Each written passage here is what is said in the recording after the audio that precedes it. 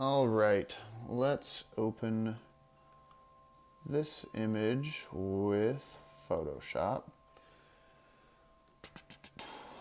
So yeah, that's a pretty clean image. Sorry, blowing off my screen. I like the natural shadows like in here, and I would like to keep those as much as possible. So first of all, let's unlock that and duplicate that layer so that we can have a before and after. Let's go down here and create a solid color of completely white, which is FFFFF. Come on. There we go. So that's solid white, and I'm going to put that underneath here. Now I'm going to create a layer mask right here with this. Now if you're not familiar with layer masks, basically you can paint color on, paint color off, and it shows what's underneath of that. So for example, like if I was, let's grab this, open this image as well. Okay, so we just got a background here. If I was to put that image here, where'd it go? Drag it over. Come on, there we go. This is just to show you kind of what's going on. So if I put it there and laid that under there, and I'm on the layer mask here, so if you're painting, you've got white and black, X on the keyboard switches back and forth. So my brush is not hard. All right, so I'm painting on, and I can basically paint, oh, we're gonna have some lag with the screen. But I can basically paint and show that layer underneath. So whatever I paint outside of here, that layer underneath shows. So I'm going to go ahead and delete that layer, and we've got that completely white layer underneath.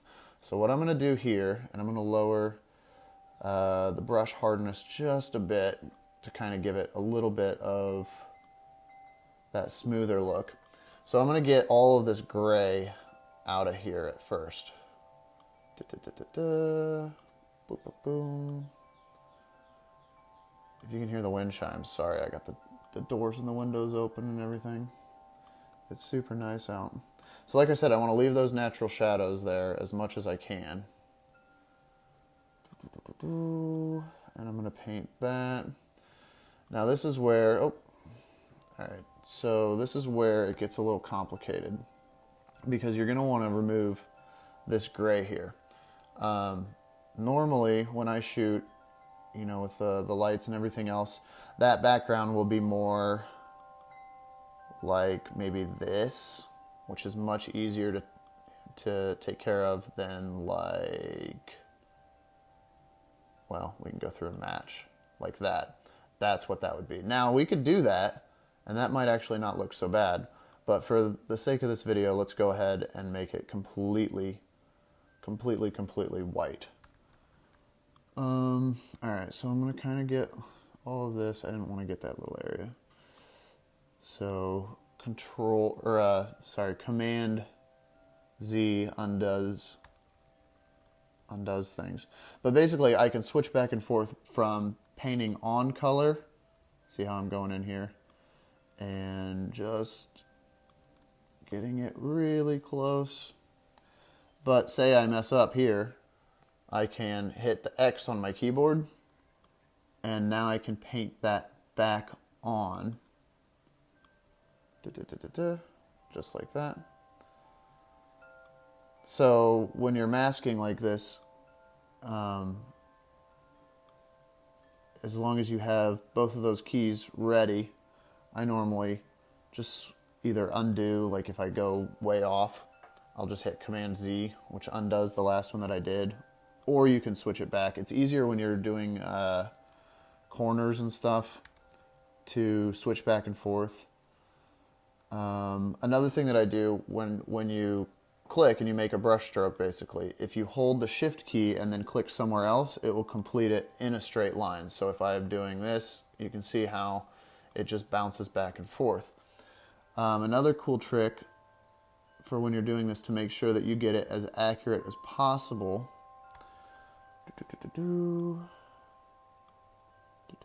See, and you see how my brush is really harsh right there. there's not a lot of pixel blend around the outside, so I'm going to lower my hardness actually, and I'm going to switch over and paint that back a little bit just so that it's more natural. There are tools, and actually I'm just going to go around and do this whole thing real fast. There are tools like the pen tool where it'll automatically select or cut things out, or like the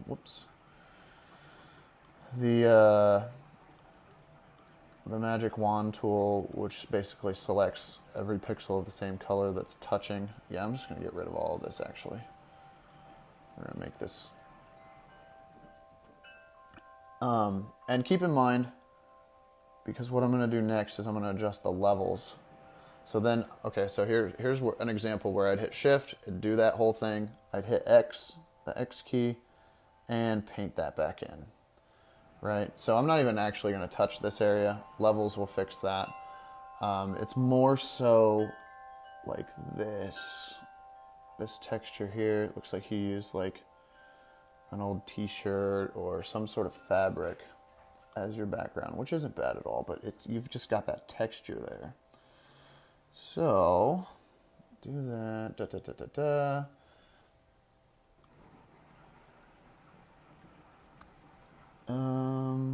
see.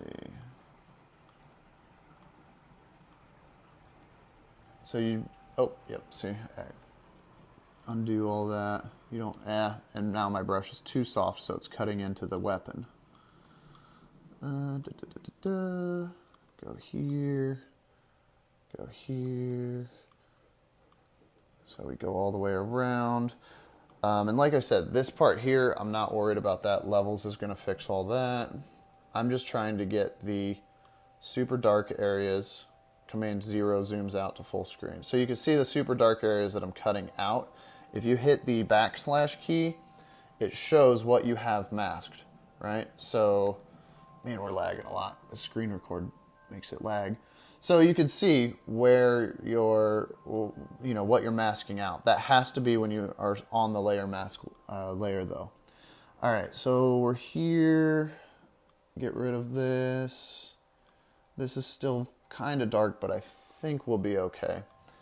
And like when I do product photos and stuff, really I'll just like do the outside of it, and then since I use such bright lights and everything is pretty white.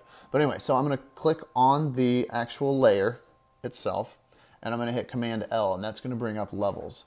Now your levels, you've got your lows, your mids, and your highs. So your shadows, your mid-range, and your highlights. And if you slide this highlight slider, see how it makes your highlights way more highlighty? But basically what I'm trying to do here is I'm trying to bring just the background to where the background is not recognizable. And then I'm going to bring the mids down a little bit to kind of bring the gun more, because you don't want to wash it out. That's the main thing when you're doing this, is you don't want it to wash out. So that looks pretty good there. We still have a little bit here. I'm not sure if you can see that well at all, but I'm going to get rid of it. I don't like it. I'm really picky when it comes to this. And this is why it takes me so long to do photos, is because I manually cut everything out. Like I said, a lot of people will use like the tools and stuff like that. But it's just not as accurate, because when I'm cutting something out, I'm constantly going through, I'm changing my brush hardness, I'm changing my brush size, I'm changing, whatever. Most of the time I'll cut out the whole thing. So anyway, all right, so that looks pretty good. And then you can grab this layer and actually move it around wherever you want it to go. One thing to remember though, like if we were on, say, an OD background, if we put that there, your lines, if we click in here to show where it's masked off at, your lines here will sometimes show through. So it's very important to go through and look for lines when you're doing any sort of compositing or anything. But anyway, okay, so here we are. We've got this gun. It looks really clean. Your shadows, like I said in the beginning, made it look a lot more natural. And, oh, I'm trying to move that white background. No wonder it's not moving around. All right. So really, if you had wanted to, you could go in, like this is the original one. You could adjust your levels straight from here. And you could almost do the same thing, but you see how the gun is washing out? And I mean, you can bring your mids down, but that, it just doesn't look natural to me. So, I mean, it's possible to do that, but I think this way is much more accurate. Now, if I was doing this image, that's not what I wanted to do. Get out of here. All right. Make sure we're, oh yeah, I moved it around a little bit. Oh, well. All right, so what I'm going to do is, you see me do this one quite a bit, and I think you liked it. If you hit Command-J, that duplicates the layer. Now if you go up here to Edit, Transform, Flip Vertical, it'll take that layer and flip it vertically. Now if you change the blend mode here to Multiply, it'll bring everything but the whites in there. So just line it up there. And grab that maybe and bring it up a little bit. We could even change the, I don't want to do a square. Let's say something like this. Let's do this just for kicks and giggles. Lower the opacity of the reflected layer, and you get that reflected look. Another thing that I do is I'll actually take the rectangle tool, I'll draw a rectangle, make it a black or a white depending on what my background is, and bring that here, bring that about there, lower the opacity of that like crazy, and that'll give you almost that where it's like sitting on something, and then if you need to, you can mask that rectangle and paint the gun back out so that the gun is on top of the rectangle. Or you could have taken the rectangle and put it underneath, which does the same thing. But it's a good skill to have. All right, so I'm not a big fan of that right now. So what I'm going to do is I'm actually going to go to this color fill layer, and I'm going to duplicate it, and I'm going to add a gradient.